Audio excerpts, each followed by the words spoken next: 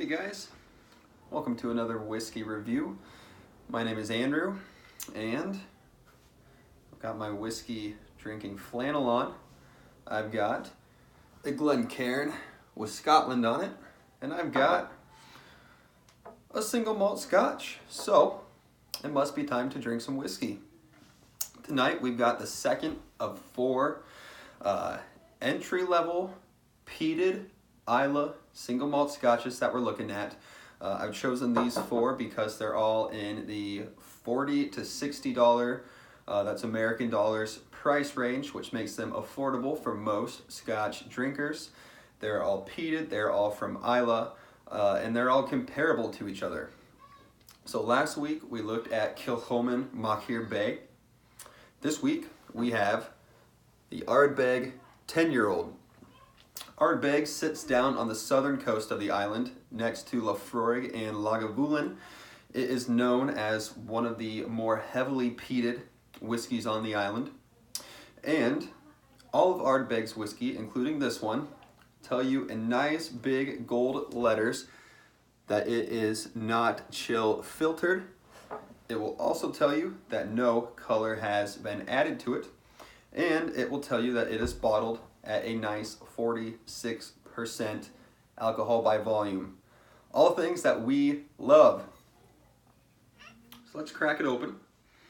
We'll smell, we'll taste, we'll write a score, and we'll see how it compares to last week's whiskey, Kilchoman Ardbeg. Let's start with the nose.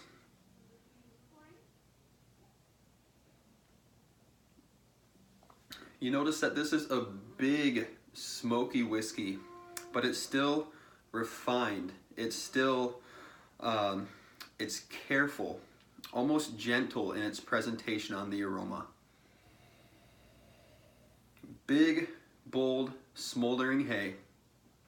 A little bit of a sweeter confectioner's sugar mixed in with it, and something kind of meaty or oily, kind of like beef jerky.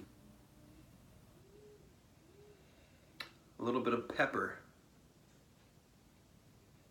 The peat in Ardbeg, as opposed to something like Laphroaig, which is briny, medicinal, this is more earthy, mossy. Overall, the presentation is smokier. It's a nice and concise, and like I said, a careful not to hit you too hard nose.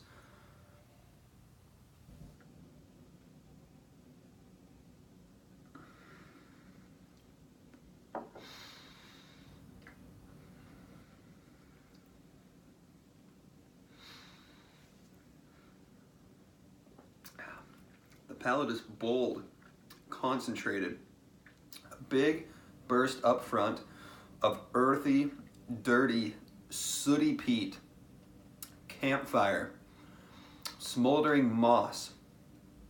Those big, peaty Islay notes really dominate the core of the palate. But there is something light and oddly floral that dances around the edges.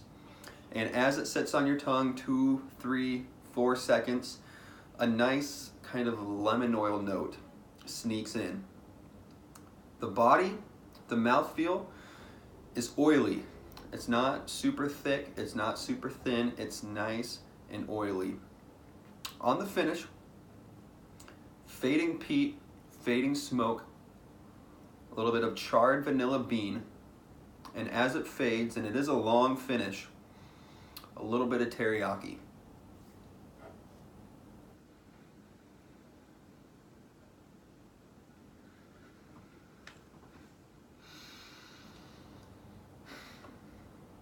Overall, I really like this whiskey. This is, in my opinion, an excellent whiskey. Excellent for a 10-year-old, but just excellent for a single malt in general. It doesn't taste young. There are no rough edges. The flavors are developed, the flavors are bold, the flavors are concentrated, and the flavors are concise. Let's go ahead and score it.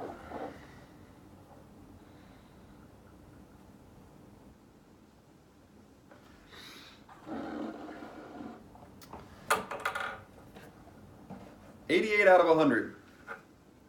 That is on the high side of what I would call excellent. Remember, anywhere from 80 to 89 is in that excellent range as we describe it. Value-wise, you can find Ardbeg 10 in the States, usually for under 50 bucks. This bottle that I just picked up a couple of weeks ago, I got for 40, which not only makes this an incredible tasting single malt, but it makes it really, in today's whiskey buying climate, an incredible value. $40 and you get a craft presentation, you get 46% alcohol by volume, you get no chill filtration. And look at this color. Remember, we don't judge a whiskey by its color. Color doesn't mean anything, but the reason this is a beautiful color is because it's natural. There's no caramel. There's nothing artificial. There's nothing fake about this whiskey.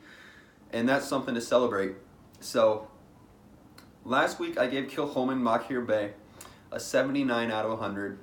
I think Ardbeg 10 clearly tops it. Now, I'm not trying to discourage you from trying as many different whiskeys as possible. If you have the budget and you have the time, you should try both.